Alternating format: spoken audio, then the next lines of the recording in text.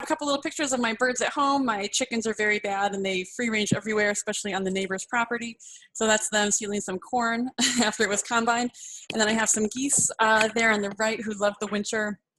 And then I raise some ducks. And so I'm excited to talk to you about poultry today because I know winter is, an intimidating prospect. Before we got too far into our talk, though, we wanted to give you guys the opportunity to share if you would like to. No pressure, but if you would like to tell us a little about yourself, feel free to unmute, or if you would like to, put something in the chat box. We want to make sure we address your concerns, and so if there's anything you're hoping to learn, I should say today and not tonight, but anything you want to learn today, if you have goals, if you want to tell us about your farm, anything that comes up, please take this opportunity to do so. We'd love to make sure that we're tailoring it to fit your needs. Hi, I'm Terry Raskin. I'm the southernmost probably of everyone here. I'm down in Putnam County, and I'm a first-time chicken raiser. I've got only 3 of them, hens that are about 16 weeks old. So I'm a beginner. And so I'm looking for I realize I am fairly confident because I know that chickens have gotten through the winters without our intervention for hundreds and hundreds, if not thousands of years. So whatever I'm going to learn is to help them, but I'm sure they can do it.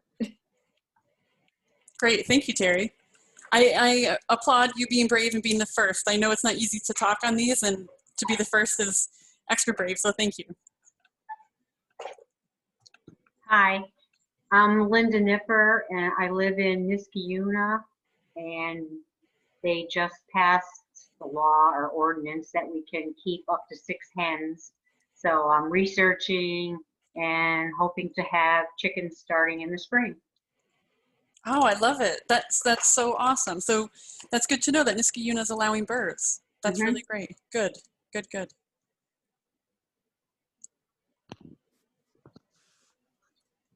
Hi, I'm Louisa, and I am in Middlesex County. We are first-time chicken people also. We only have 4 little chickens that are adorable, but we built our own coop, and I guess because of that, I'm here to learn as much as possible. As the first speaker said, chickens are going to survive. They're very hardy like that, but we'd also like to know as much as we can in terms of what we can do to help them through the cold times. So thank you for this. Yeah, thank you for joining us. Thank you. Hi, I'm Jolene Peroni. We're in Columbia County. I'm here with my kids, Marion and Alex. We've been keeping chickens for a long time.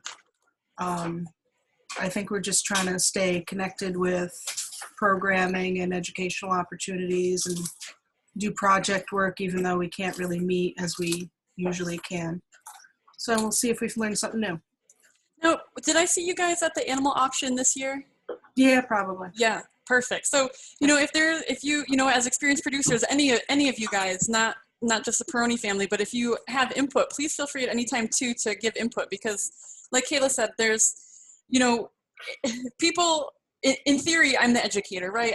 I want to tell you, I will tell you everything that I know about the topic, but I can't know everything. And so I love like having, just for everyone to feel open and being, feel free to share your ideas and everything as well. So if anyone has things they've tried or, just feedback, please at any point feel free to contribute that as well.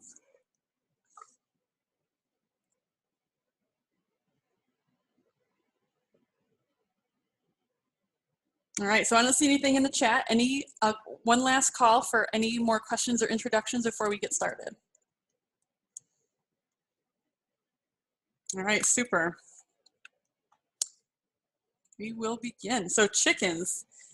So maintenance is going to vary depending by breed and variety. So if we look at these 2 different birds here, on the left is a silkie, and on the right, it could be a barred rock, it could be another kind of like barred chicken, but these are going to be very different animals, and their maintenance is going to be very different. So as we're selecting breeds for our climate, keeping in mind what we're going to be asking the chickens to do is going to be important. So there will be a little bit of overlap between all of our presentations because there's a lot of commonalities with the different types of birds and things like that. But if I'm looking at the bird on the right, like she has relatively small, like these red areas, the wattles, the comb, it's relatively small. You see some breeds that have like big combs, big wattles. Like these are all areas that can be prone to frostbite, and especially here in the Northeast, we're going to want birds if we can with smaller areas like that are not going to hopefully be as susceptible to the cold. It doesn't mean you couldn't have a breed that has, more susceptibility, but you're going to want to keep them. They're going to need a little more care. Like the guy on the left, they're a smaller bird. Maybe not quite. I shouldn't say they're not as hardy. They're just.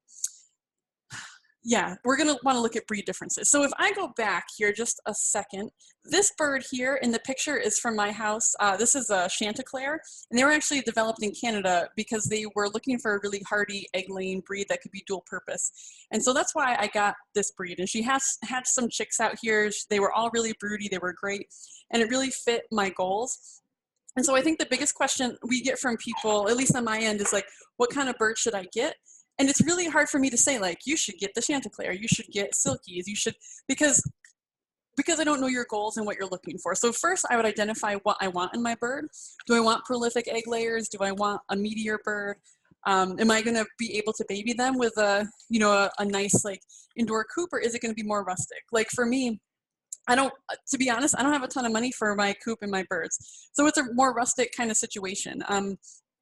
And they're well cared for, they're well bedded. But if I had, a bird with a big giant comb, or I had birds that were, just really like not suited for the north, they would live and it would be okay, but they're not going to thrive like these birds were. These Chanticleers, like no matter the weather, they were out, they were digging around, they were scratching, they were out in the snow. And so when you're looking at birds, if you can read the description of what it says about them, it'll help guide you to what you want, or what will work within your system, I should say. When we're talking about feeding our birds, I know some of you, I think our first, Terry, who spoke first, mentioned she had some younger birds. So when you're looking at nutrition, there's going to be all different products available for our different goals. So at this point, I think you said they were 16 weeks. So you hopefully will just be finishing up feeding them a starter. And you can feed a medicated if you want. You can also feed non-medicated. The medicated is to help prevent coccidiosis. And also you can see the starter has a higher protein than like the layer once they get older. There's a lot of really fast growth happening at this time, and we want to set them up for success. I had a farmer at one point sent me an email, and she wanted to know why her birds weren't laying well. And the eggs, the shells were very fragile. And when we learned more, we dug deeper, we found that she hadn't really been feeding correct feeds. And so as the birds were pulling the nutrients out of their bodies for the eggs, they were just running low on calcium, and they didn't have like the reserves in the bones, all this kind of stuff. And so there was a lot of deterioration in the egg quality. And then you think that bird's also not living like its best life. So as much as we can, we want to pick out the best feed, for our birds. Let's see. So once the birds are about 16 weeks or over, we want to switch to a layer feed. And this has that higher calcium percentage and lower protein. And, we have broilers in here. Broilers, I took out the rest of the slides on broilers because it's not really like seasonally appropriate. In the spring, we'll do more work on poultry and we'll cover broilers. But for now, like it'd be very, very difficult to be raising broilers well this time of year just because of the cold. But if you are wanting to raise them, there are meat birds, and they're going to have a higher protein as well. Just again, they're growing very, very fast. And this was a nice slide that Kayla actually found, and this just shows the importance of that nutrition and some of the problems that we can see if they're not fed well. So the bird on the left has been fed only cracked corn, which is a 7% protein, and the one on the right's been fed just a complete commercial feed with a 22% protein. And I think it's interesting, if you look at the one on the left, its skin's even like yellow compared to the other. Same age, same hatch, and breeding at 5 months old. So you think that one on the left, she's probably not going to have the same productive ability. She's probably not going to be laying like the one on the right, and she's probably not going to live as long. You see, like, she's just not going to mature as well. Even if now she switched to good food, she's going to be stunted. And so quality food is really important, right? You see any of us. What is that phrase? You are what you eat, right? What I put in is what I get out. So don't skimp on quality feed. All right, and turn it over to Sammy to talk about some housing. I'm gonna stop sharing my screen here for a sec. Okay. All right, let me just get these slides up here in a second.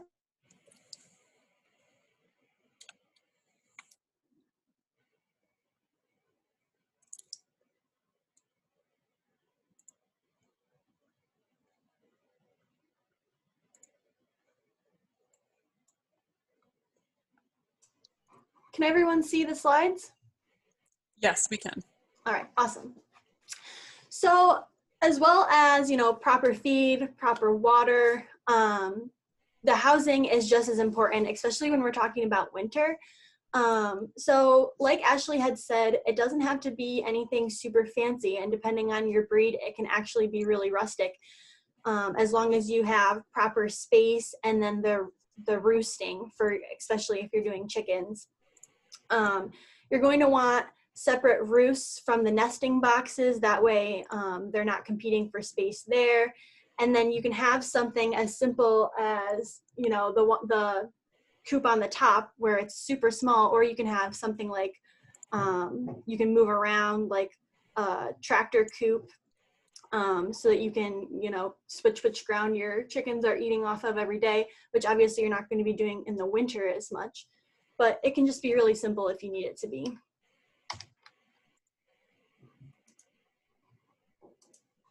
Just a second. Oh, there we go. So depending on how much egg production you're looking for, what type of chickens for your eggs. So are you trying to do something that's going to be more dual purpose? Are you looking for just a layer? So most breeds start laying at 20 to 24 weeks. And then you're going to be wanting to look for specific qualities, such as cold hardiness for especially the area that we're in. And then you're going to want something that is going to mature at an early enough age that you're not feeding for forever and not getting anything back. So here we have a list of breeds that are good choices for backyard layers in New York State. So you've got your Rhode Island Red, which is pretty typical, Plymouth Rock. There are several different options. And then you can also look for what color egg is this chicken going to lay. So if you look up online while you're looking for the qualities, you can also look up what color eggs you want. Some people prefer to have really colorful eggs. Some people want brown eggs. And you're also going to want to think about this if you want to sell eggs, because some consumers are going to look for specific colors as well. So goals for your chicken coop.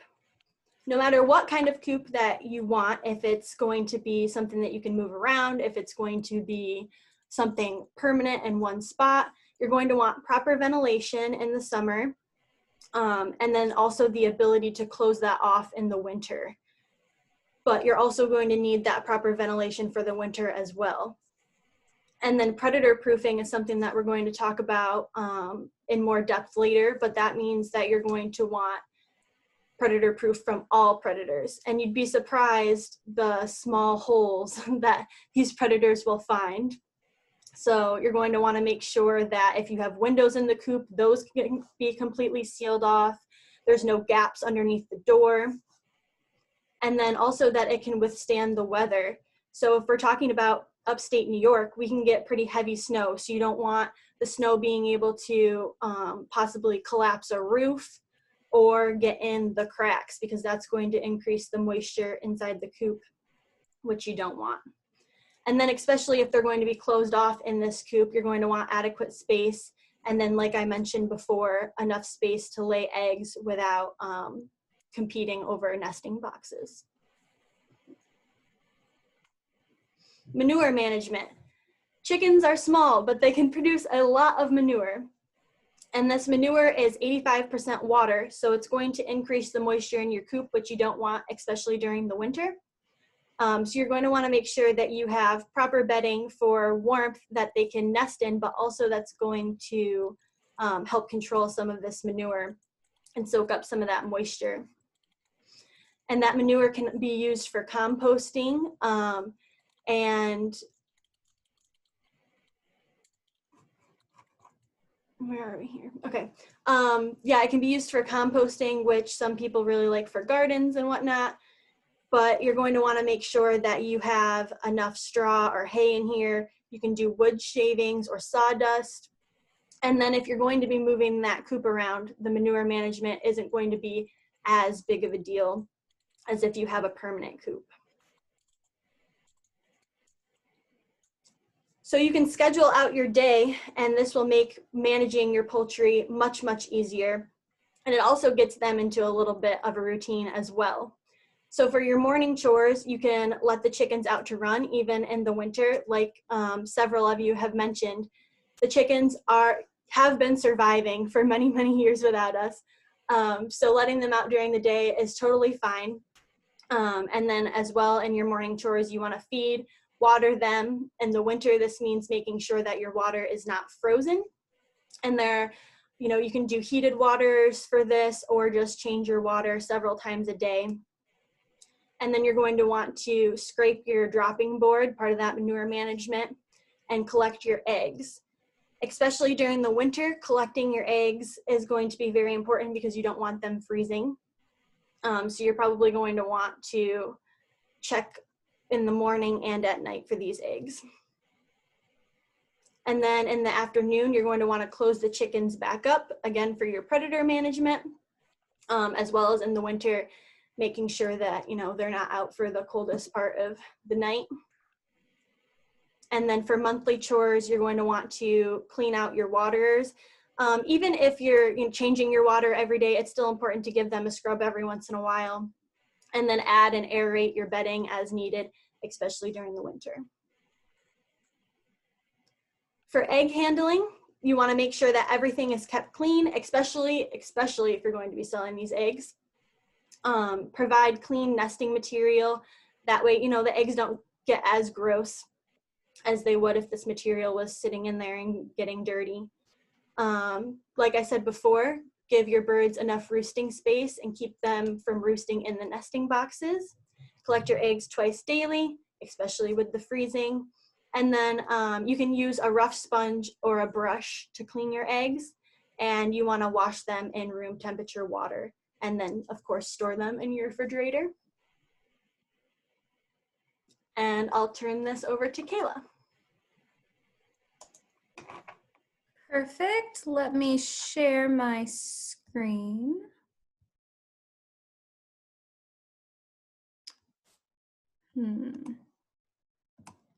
Hey guys, it keeps giving me a pop-up that says host disabled, participant screen sharing.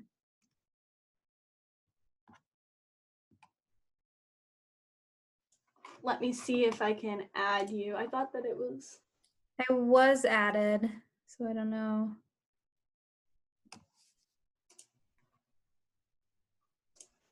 Try it now. Perfect.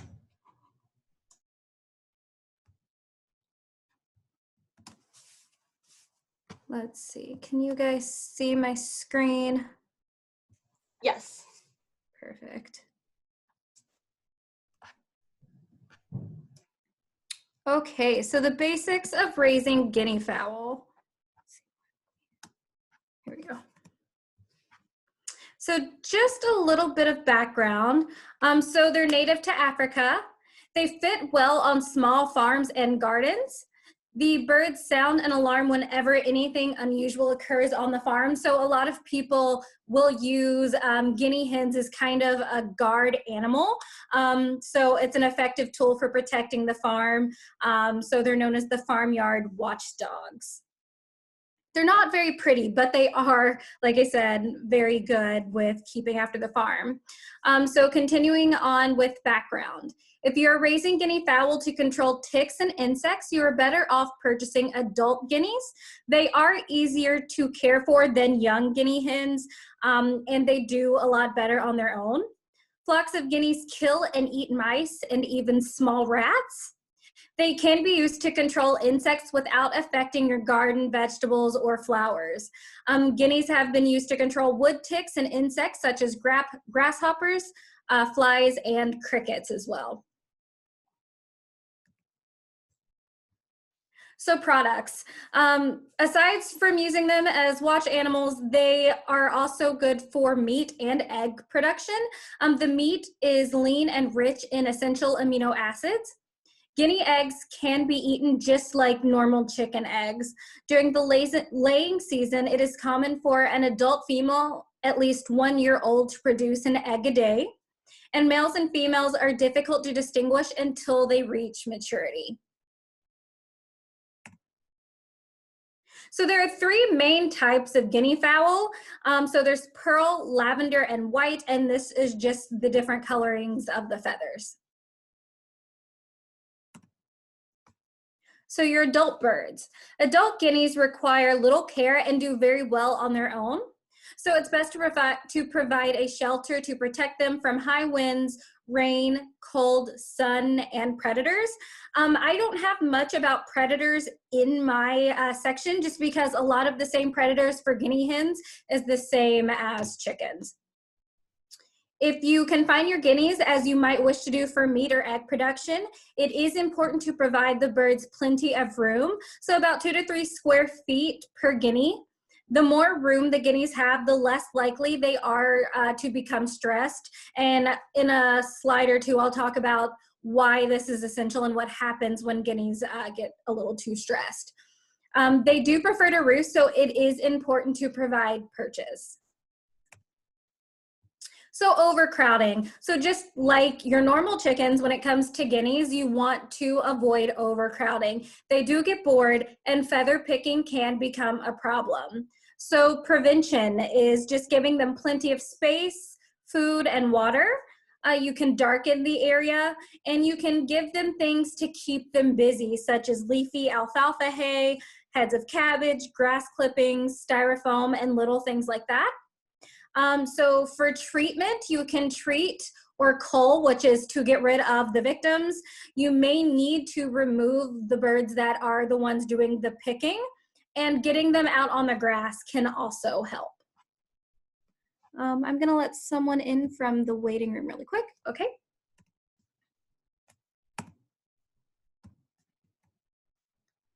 When to confine. So if you want to keep your guineas from wandering in a specific area, you must keep them in covered pens.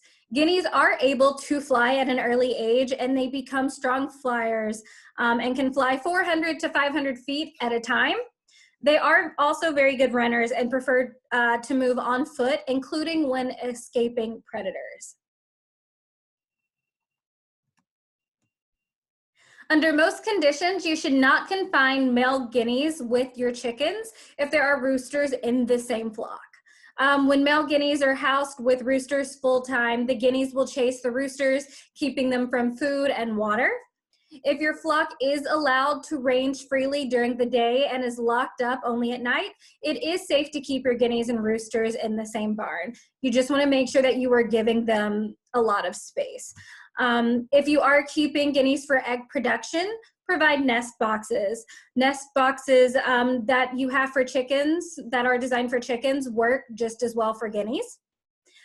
Keep guinea hens confined to a hen house until noon each day so they will lay eggs inside. It's just one of those things similar to chickens. If they can get out, they can lay anywhere, and you want to be able to kind of pick them in the morning if you are keeping them for egg production. Cleanliness. So clean, dry bedding and environment decreases the chance of sickness. Coccidiosis in chicks is a parasitic disease of the intestinal tract of animals caused by coccidian protozoa. The disease can be spread from one animal to another by contact of infected feces or ingestion of infected tissue. So diarrhea, which may become bloody in severe cases, is the primary symptom. So again, just making sure you're kind of keeping an eye on your birds. If you see anything weird, making sure that you do keep the bedding clean and dry just to kind of prevent a disease such as this. Poultry are prone to respiratory problems, so proper ventilation is a must. Nutrition.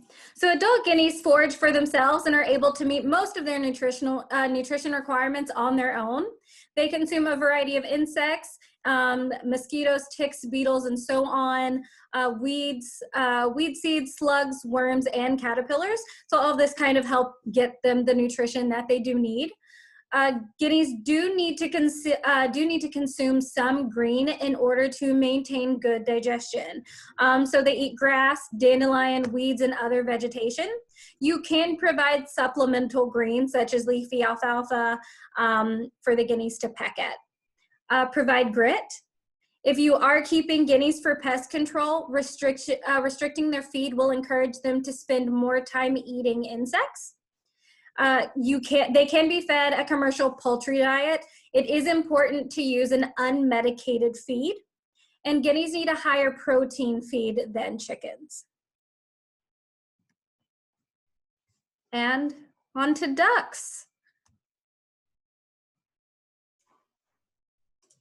Kayla, we did have one question about confining your guineas with your hens, for your chicken hens. That's okay, right? Just as long as it's not the roosters?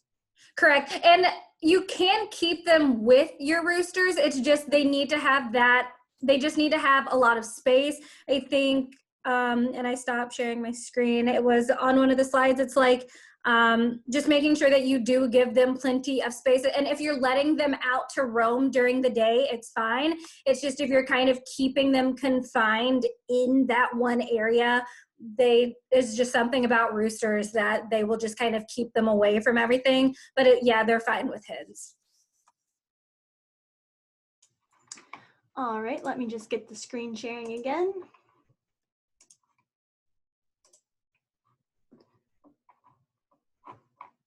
All right, on to ducks. Can you see the screen?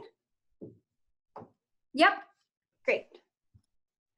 All right, so ducks versus chickens, because chickens are kind of, you know, the first thing you think of when it comes to poultry. I thought it would be a good idea to kind of compare the two a little bit.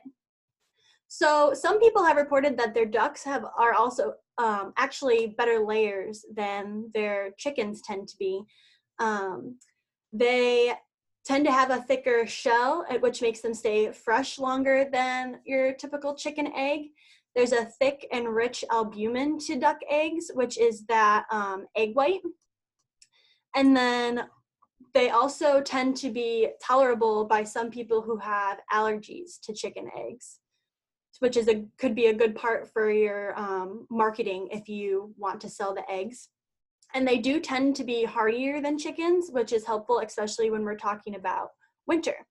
They're not as picky as their housing as chickens can be, and they're better for those outdoor conditions. Sammy, can I interrupt you for 1 second? Yeah. We just got a chat, and before we got too far into ducks, a question in the chat box was for guinea hens for Kayla. They wanted to know, can you confine guinea hens with your chickens, like guinea hens with chicken hens? So can you have the females with the females? Yep, I read that question to Kayla just a minute ago. I'm so sorry. I had stepped away for a second. Sorry guys. Nope, you're good. All right, so egg production for ducks. One of the breeds that people tend to use are Indian runners. They're known for their impressive egg laying, and some of them have even been known to lay up to 300 eggs a year. They come in many different colors, which tends to be, you know, kind of a good selling point for them. And some people say that they look like walking bowling pins. I have a video coming up next that's kind of funny that shows them running around. They have their tall, upright bodies, and then the females tend to be about 4 pounds and the males tend to be about 5 pounds. They're active foragers, which makes them great for pest control, and they have really great foraging habits if you want them free range during the day. So here's that video. Let me see if I can.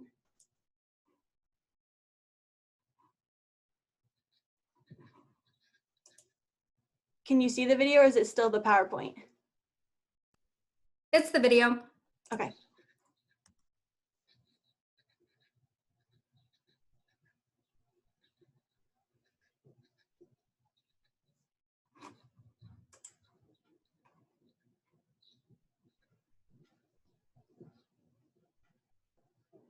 Running bowling pins.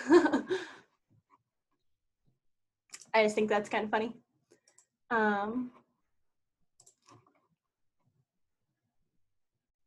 So our next breed for egg production is Campbell ducks.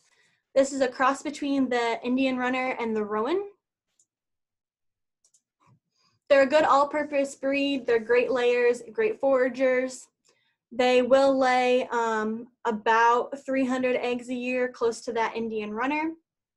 They also come in a variety of colors, khaki, white, dark, and they can adapt to harsh climates if they're in a low stress management system. They come about 4 to 4.5 pounds when they're full grown, and you want to select your birds carefully. You want to make sure that you're buying authentic Campbells, or else they're not going to lay as many eggs as the authentic Campbell will, and they won't forage as actively.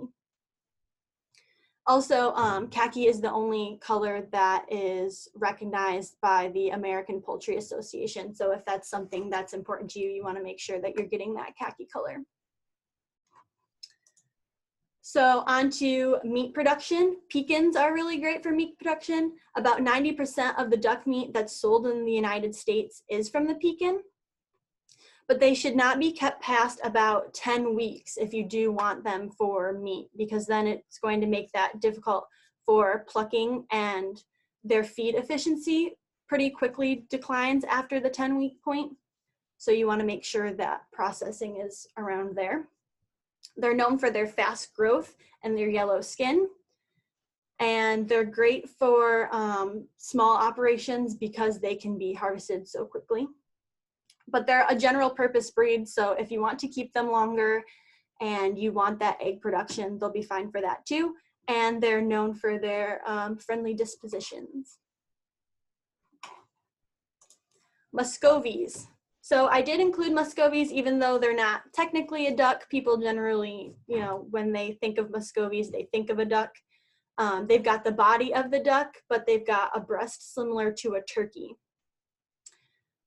They hiss and attack predators, which is more like a goose, and then they perch like a chicken, but they're actually from this different group of waterfowl.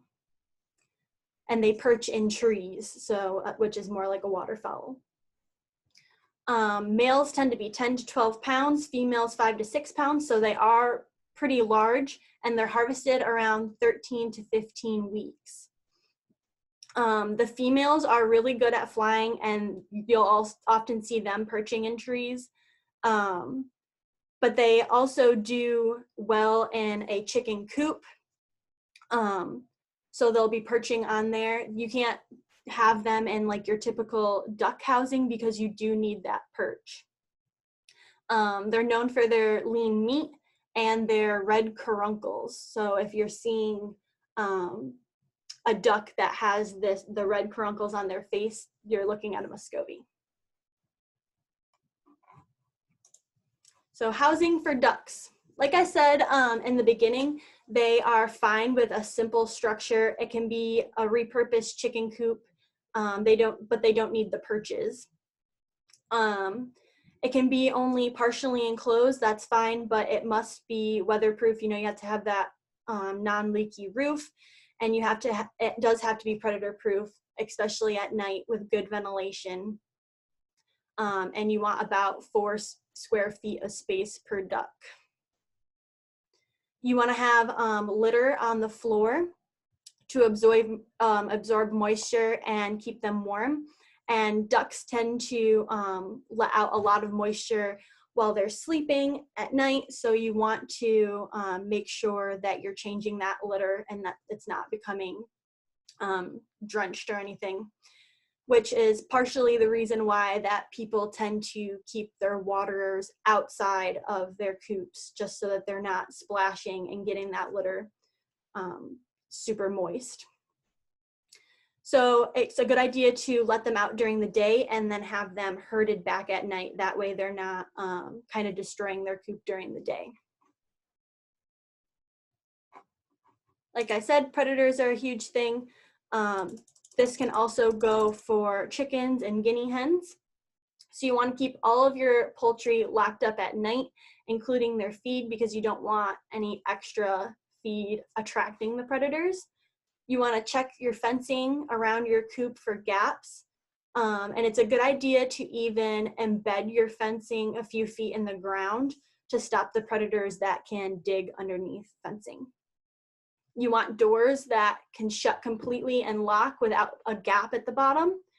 And if you have windows in your coop, you want to make sure that there's wire there and that there's no gaps between the window and the wire.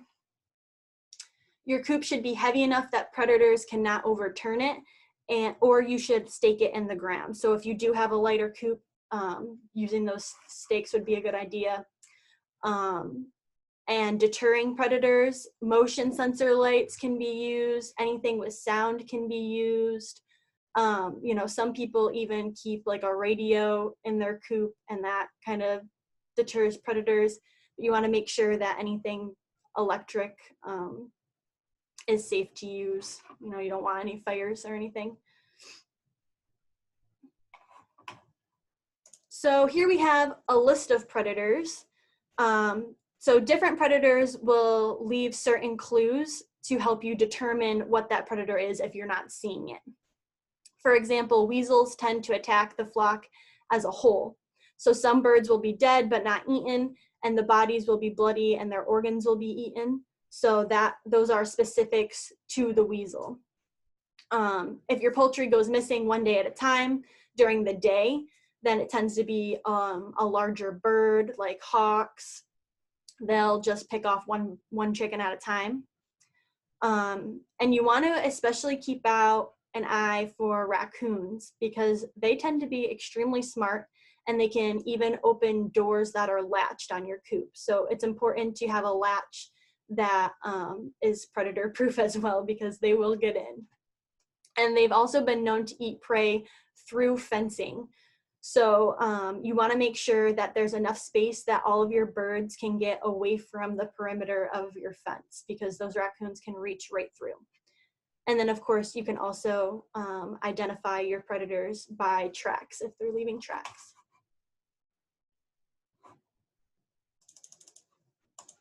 Feeding your ducks. So ducklings should be started on a duck starter crumble, or a chick starter would also be fine.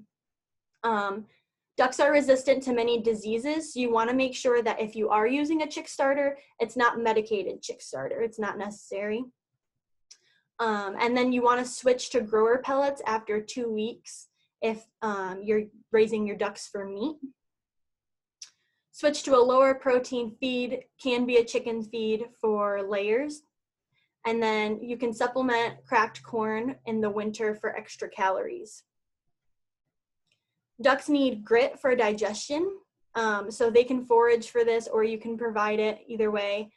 And then you can have a kiddie pool outside of your coop for splashing, but you should also have water available, A, all the time, but B, water that they can dunk their head into as they eat, because all ducks need water while they're eating for their digestion. If you're going to have a waterer inside your coop, you should have one that prevents this splashing, because like I said before, your litter will just be a mess. So you can use drip nozzles or other containers with a small opening inside the coop, and then have the larger bucket or kiddie pool outside of your coop.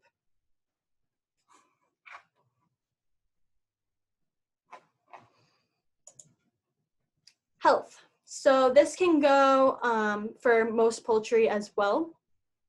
Biosecurity is always something that you should be thinking of.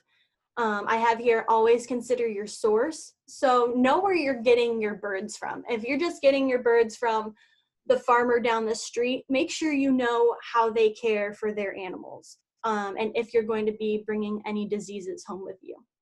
So you want to watch for signs of illness in your new ducks for a few days. This way, if you are bringing ducks home that have some sort of a disease, if you already have ducks at your house, you won't be bringing them straight to your flock and infecting the rest of the flock as well. So you want the new ducks in quarantine and just keep watch for any signs of illness. Keep your duck area clean and picked up. So obviously if they're going to be free range, this is a little bit more difficult, but you know, the area around your coop should always be clean because ducks have been known to eat just random things on the ground. You know, if they find nails or staples or anything like that, they'll pick it right up. And then you also want to check the food that you're providing. Make sure it's not wet and make sure the bedding isn't wet as well because that can grow mold and that's not good for them. And then if you have any health questions or concerns with your flock, you can contact or you can look at the website for poultry health at the Animal Health Diagnostic Center, and they can do diagnostic testings, consultations, and this works for small flocks or commercial producers. And this is right out of Cornell. So if you go on their website, they can answer any questions or you can contact one of us. So a little bit more on winterizing your ducks. So like I said before, your ducks are hardy. They can fend for themselves pretty much in the winter as far as the cold and whatnot. They're kind of naturally winterized already. So they have those downy feathers underneath the feathers that you see on top, and the feathers that you see on top are waterproof, you know, for their swimming and whatnot.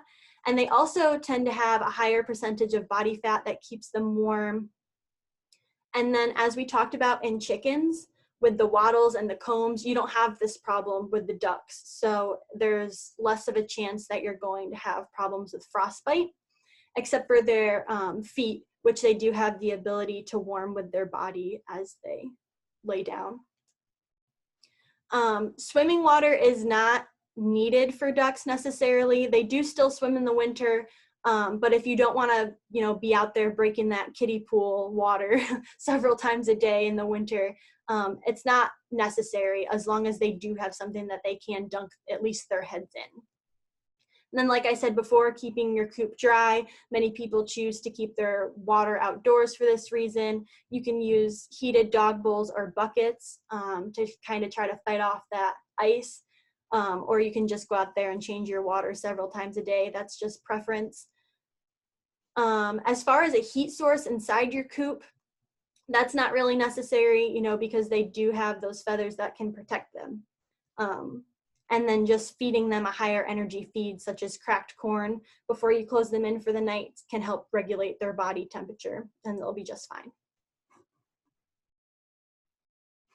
And here's my contact information, and I will stop sharing my screen and pass this on over.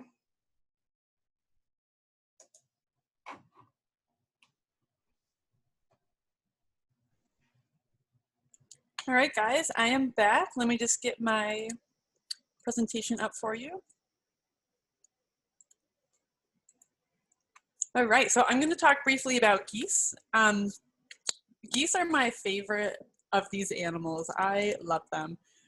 I have some geese at home and they're amazing. And so they're really easy, kind of like ducks as far as like winterizing. So just kind of briefly, why would I have geese? I actually got mine initially for meat, but I fell in love with them, so I ended up keeping them.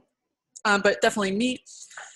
Eggs, they're not prolific egg layers like the other animals we've talked about, but you can get some eggs from them. They have a reputation for being guard animals. There's actually a great story, I think, about back in Roman times where, you know, I forget which army was attacking which army, but you know how there's like, I feel like perpetual, you know, stories of battles in that time. So one army was coming into another village, and they said that the soldiers were able to bribe all the dogs with meat and keep them quiet, but there's nothing they could do to shut up the guard geese. The geese just alerted the town or the village to the approaching, you know, enemy soldiers and woke them up, and they were able to, you know, keep them from taking over their village, city. You know, I forget how large it was, but the dogs could be bribed, the geese could not. So I always remember that story, and I really enjoy geese, and they can be great guard animals for your other small animals. Weeder geese, and so some geese can be trained to, pull more grasses from your garden, and then just for enjoyment, like I said, kind of lawn ornaments, fun animals to have around. So I said, where do I get my geese? And this is going to be true of all the animals that we've talked about today. I'm not encouraging you to go to Murray McMurray. I'm not discouraging you. It's just one place that people often go. There's going to be a lot of online vendors where you could get your birds.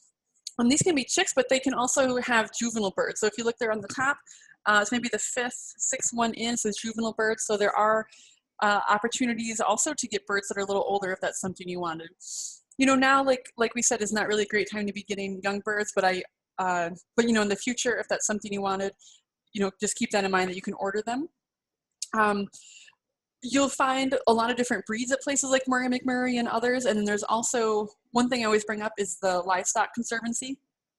And they're a cool organization because they're working to preserve the genetic diversity of really all farm animals in the US. And, our poultry are no exception to that. And sometimes they have some funding available also that is helpful for people to get started in heritage breed birds, and really any heritage breed, livestock. There's a lot of great breed information on here. So, if you're trying to figure out what kind of animals you want, again, think of your goals and what you're looking to get out of them, because most likely our heritage breeds are not going to be as productive as our commercial breeds. But, for me, for example, like I said, with my geese, they really provide me enjoyment with just hanging around and being little watchdogs on my farm. So for me, a non-productive kind of bird would be fine, where, with my ducks, I raise Pekins because I want faster growth. So, thinking about your goals, but this is another avenue for, as you're looking for your poultry that maybe you want to explore. So geese, if you did want to raise them for meat, they can grow, up to 9 pounds in 8 to 9 weeks, or the heavy type can be 12 to 14 pounds in about as many weeks. They're pretty cool because like geese and turkey, they can eat a ton of grass in their diet. And that does cut down on my feed bill. For these guys, I put out some feed every day, but they eat it for sure. But they're out like foraging for a ton of their feed. Every day I find them in the backyard eating small little shoots of grass. And so that's kind of a cool thing about them as well. They have a really strong flocking instinct. They're always together. And so that's nice because you can easily move them from place to place. You generally know where they are. They're not going to wander off. Like guinea hens, I have people that have gotten guinea hens and they try really hard to like bring this new guinea hen to their home. They lock it in the coop for a couple of weeks. They let it out. It still like runs away. Where geese are really, they're not really like that for the most part. I say they're not like that. Someone here will, they always animals I feel like can have the potential to make you a liar, but in my experience, they've been really great about staying close to home and staying together. So some of the negatives about geese, they're really loud. So if you are in an area with neighbors, kind of like our guinea hens too, and roosters, they can be really loud. And so I would just, be cautious of bringing these kind of birds to your home or farm if you have close neighbors that aren't really into the same thing that you are. They often can be aggressive. And I say are because I'd say they just have such a reputation for being aggressive. I had a male goose that he was really great with me, but any stranger that came onto the property, he was very, very aggressive. So that is a strong potential with your geese. And again, great guard animals, like I mentioned before. So I don't really have a ton about geese just because it overlaps so much with everything else, providing good housing. They don't really need water in terms of swimming, like they'd enjoy it, but it's not needed, very much like the ducks. Really there's so much overlap. I didn't want to keep rehashing the same thing, but they're easy, low maintenance kind of birds. Just this morning we got snow. I live in Schoharie County and we got snow, and instead of being in the shed with, where they usually are, the geese were just like out sitting in the snow. They're very cold hardy, adaptable kind of birds. So that's all I had on geese. I just wanted to touch on them briefly. I don't know if anyone had any questions on them before we continue on to more winterizing. And if I don't see anything, I can turn this back to Kayla for her winterizing section. We don't have anything in the chat box right now. Okay. Perfect. Okay, let me share my screen.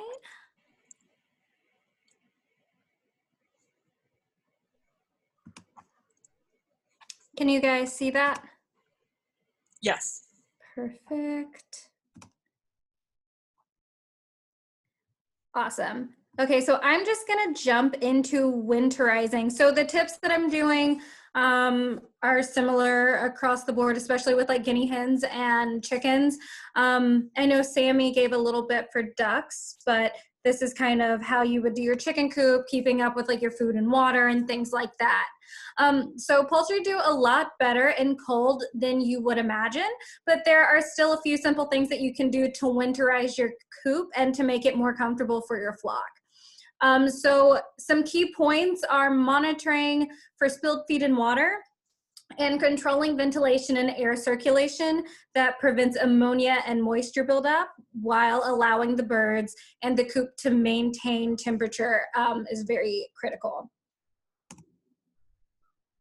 So for breeds, there are several breeds of poultry that handle winter better than others.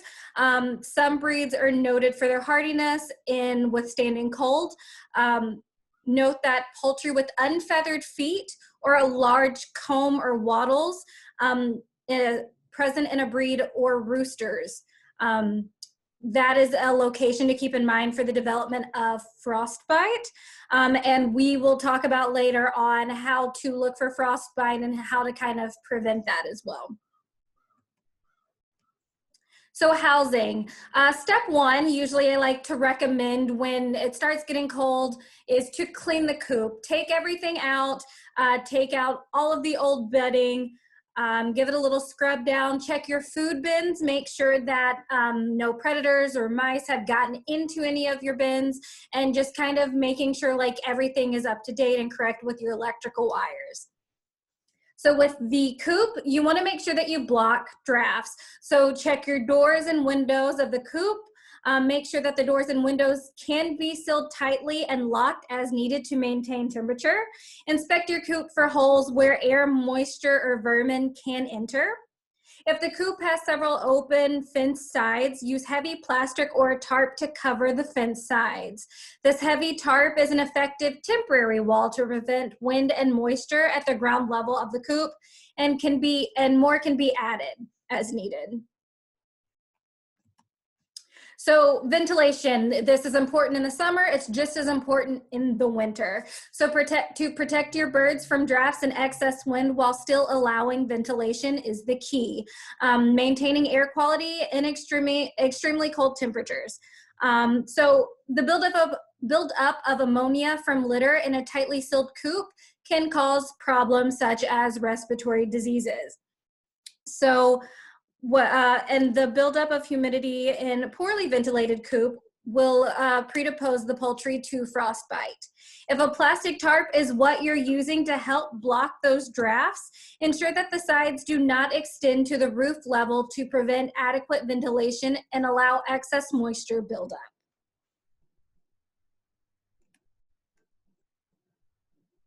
Bedding. When adding large amounts of bedding, you will need to clean the coop more often and regularly. So adjust, mix, or fluff the bedding levels to provide a warm and dry coop. So as I mentioned earlier, you want to do that big clean as winter comes around and put new bedding in, but you're going to want to change it just a little bit more in the winter than what you would do in the summer. So good bedding materials may include wood shavings or chips, straw, soft hay, ground corn cobs, or even shredded paper. Heat. Prepare the birds by allowing them to acclimate to the cold naturally as winter approaches. This builds up their natural tolerance to the cold. Insulating your coop can be an effective way to maintain those warm temperatures without the need for electricity. Make sure that insulation material cannot be accessible by the birds, that you do not want them to get into that and start eating it. If you do have to have electricity or a heat source, just kind of make sure your birds can't get to the wires, and you also want to keep an eye on that regularly in the winter because barn fires or coop fires could still be an issue.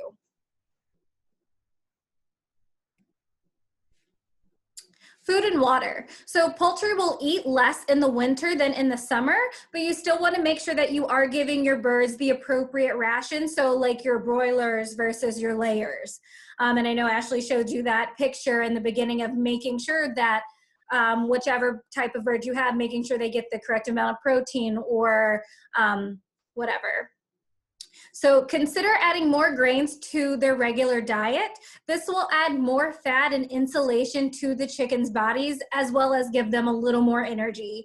Poultry enjoy scratch, which is a mixture of grains such as oats and wheat, and cracked corn. So just giving them a small amount of scratch late in the day can help your birds stay warm throughout the night.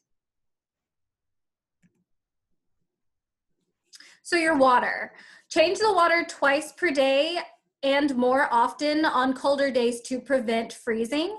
Even automatic waters can freeze if not heated or insulated. So just check the waterers for leaks that can contribute to increased humidity problems in the coop. Heated water bowls or containers help to keep water from freezing. However, be cautious of these devices because if there is a malfunction, there is a chance that they could cause a fire.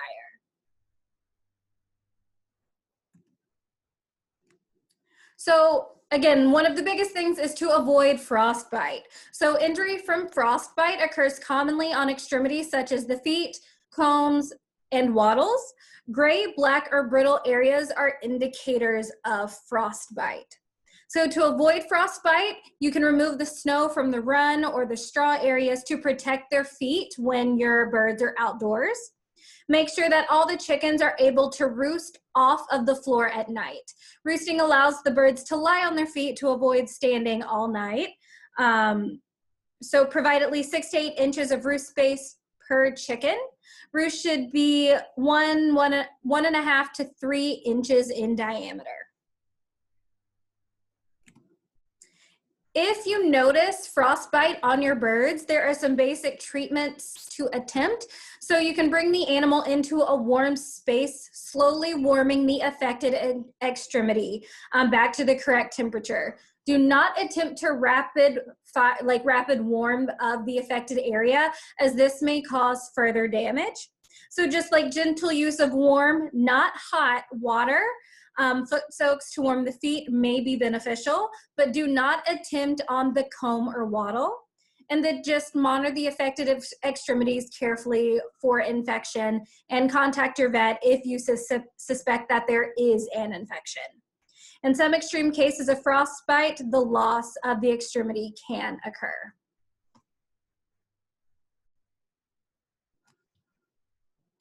So with egg production, a decline or stop in egg production is natural during the winter because chickens require 14 hours of daylight. But what you can do is provide 12 to 14 hours of light. You will help increase that egg production.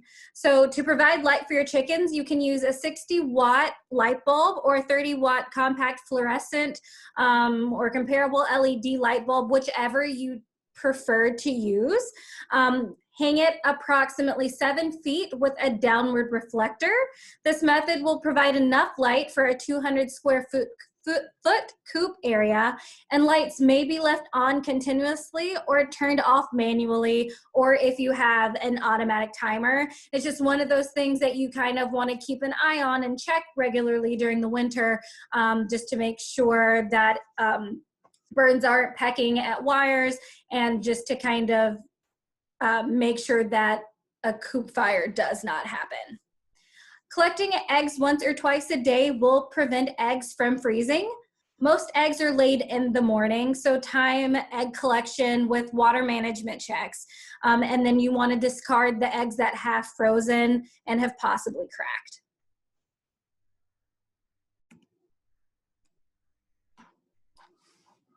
Ashley, do you want to take over with your Cornell Small Farms Program guide?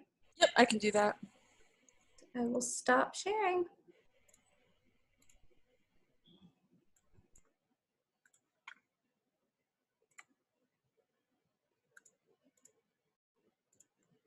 All right, so I'm going to wrap us up here. I know we're finishing up a little early, so again, we'll leave some time for discussion at the end. Feel free to interrupt at any point.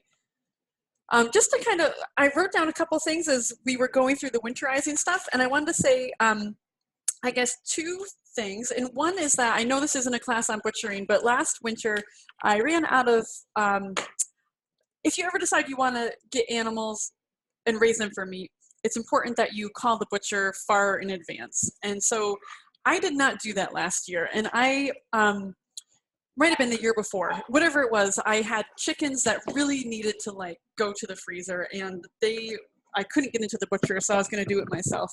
And it was a little later than this time of year. It was pretty cold. And I had pretty poor shelter at the time because I didn't plan on keeping chickens for the winter, and these guys were hanging around. And so my friend came over and we butchered them ourselves. And I bring this up because part of that process is getting the feathers off, right? Before you can process them to put them in the freezer. And so it was cold like this, and it was unbelievable how thick their feathers were. Like looking at the birds from like just, you know, me walking by them, you know, going to feed them, they look like normal chickens, and they were normal chickens. But once, you know, I got them to the process where you're taking the feathers off, it was unbelievable, the thickness and like density of those feathers. And it really helped me to just feel like, you know, these guys are so prepared for the winter if given the opportunity to acclimate. Like, I don't want to just take a bird from the inside and shove it outside, but given the opportunity to acclimate, as well as having clean and dry housing, they're really going to do a good job, like being in the cold weather. The other thing I'd say is I have had frostbite on my birds as well. It seems like, so I had Americanas, and both of them got some frostbite, and I'm not sure because they do match a lot of the criteria that we talk about you know, small wattles, small combs. They don't have feathered feet, but other than that, they seem like they should be good. But for some reason, those birds for me, I got 2 with frostbite. And at first it was pretty scary. One, you know, it was on her toe. Actually 2, both of them had it on their toes, and both of them lost a toe. But it was not like, obviously this is something you want to avoid. But once it happened, it kind of happened, and there's not a ton, like, you know, I try to take the steps that Kayla mentioned, warming them up, making sure it stays clean, and I observed all the time. And they healed up just fine, and they lived a normal chicken life and were totally fine. So I don't want to make it sound casual. Like, we definitely need to care about frostbite, and we want to prevent that as much as we can. But one thing I always feel like I have to say in my livestock programs is if you have livestock, you have dead stock. And again, we want to avoid that as much as we possibly can, do everything we can to keep our animals healthy and happy. But sometimes, just like anything, it's biology, it's just a living thing, and you will do your very best. But sometimes a predator is going to get in. Sometimes, like, the wind's going to blow open the door to your coop, or, you know, something's going to happen. And I would just say that don't panic. In most cases, everything will be fine, and you can, like these birds that had some frostbite on their toes, like I said, lived totally normal chicken lives, and everything was fine. So I feel like that's one thing I always want to say too, is that I feel like people get really, really scared sometimes when we go through all of these things that you should do and all the things that could happen. But we're just trying to give you all the info, but don't let it intimidate you at all. Like, you're all very smart people who I know can handle all of this stuff. So I just wanted to throw that out there. So as we wrap up too, I wanted to show you some other resources that are out there. They're not directly related to wintering, but they're just really great resources in general. So the Cornell Small Farms program has really good classes and fact sheets. They have different handbooks on here that are really fantastic. Probably the best one is the Guide to Farming in New York State, and it just has everything like that you can think of: zoning, taxes. It's really business oriented. So if you're not really interested in farming as a business, it might not be for you, but it does have some nice things if you intend on, you know, growing your operation a little bit. If you want to market any of your products, so you have eggs you want to sell, there's a really great guide to direct marketing livestock and poultry. And then if you want to eventually someday get into maybe broilers or, you know, ducks for meat, any kind of meat products, there's a great on-farm poultry slaughter guide. So again, I don't know if, you know, it sounds like most of you have layers at this point and you're not really into meat, but if you ever decide to get into that field, there's some great resources there. Biosecurity, so I know this was covered before, but I just wanted to, again, put this out there. This is APHIS from USDA. They are really the kind of animal science, animal health, like, wing of that. And, you know, as we've already talked about, keeping your distance. So if I'm visiting a farm, as I do all the time, right? I was just on a farm visit today. At home, I have meat rabbits, sheep, chickens, and geese. And I don't want to be bringing diseases home to them. So keep my distance. So I was on a sheep farm today, and I didn't go out in the pasture with the sheep. If I did go out in the pasture, I would think about changing my shoes before I came home, maybe washing them off. Same for my chickens. If I'm at a neighbor's house and they've got chickens, just, you know, keep as clean as possible. If you're bringing animals home, let's see. So keep it clean. So that's more too. That's yourself, you know, your vehicle, any cages that you're using. Don't haul disease home. So now this time of year isn't really the season, but more in the spring and summer, early fall, we'll have tailgate swaps. And so it's very tempting to buy animals there. And I've done it myself. I bought 2 geese at a tailgate swap this year.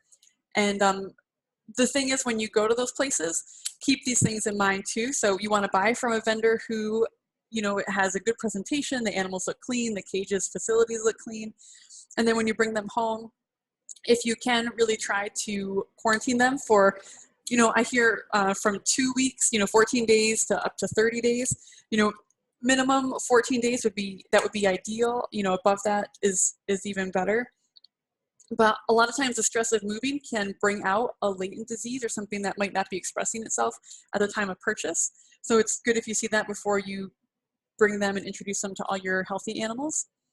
Don't borrow diseases from your neighbor. So they're kind of referring there to, again, walking through a neighbor's place, you know, maybe taking a feeder from a neighbor, a waterer, you know, just, and making sure if you're going to do those things that they're clean and sterile, and know the warning signs of infection, because you don't want, again, to wait until it gets too late.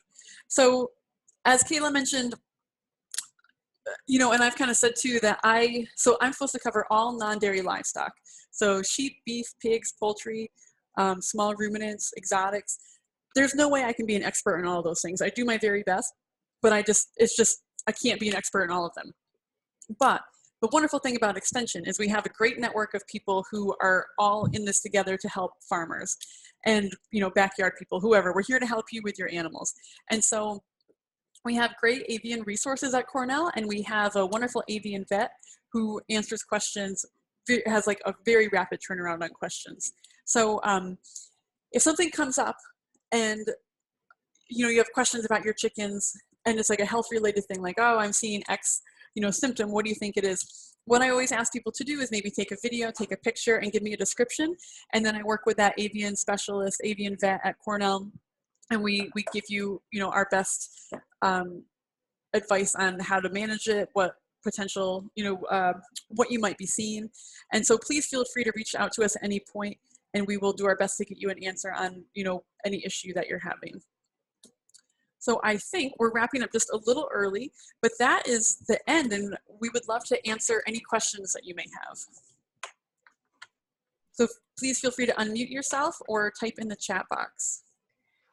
I did see earlier there was a question about damp rid devices and using those in coops because of the humidity. I would say that maybe the damp rid devices, I don't think they're really necessary as long as you cover all of those ventilation tips that we had throughout the presentation. Ventilation is really going to help you with any humidity issues that you're going to have. I think the damp rid devices would just be a little extra for what you would need as long as your coop is appropriately ventilated.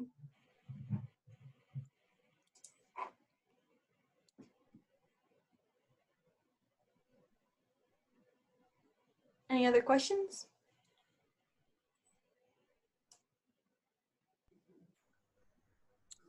Well, if there's no questions, we can let you go, and we will make sure to send out this PowerPoint to everyone who registered.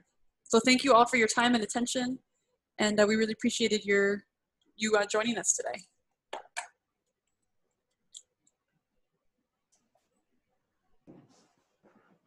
All right, so I'm going to close our meeting, and have a great day, guys. Thank you, everyone. Thanks, everyone.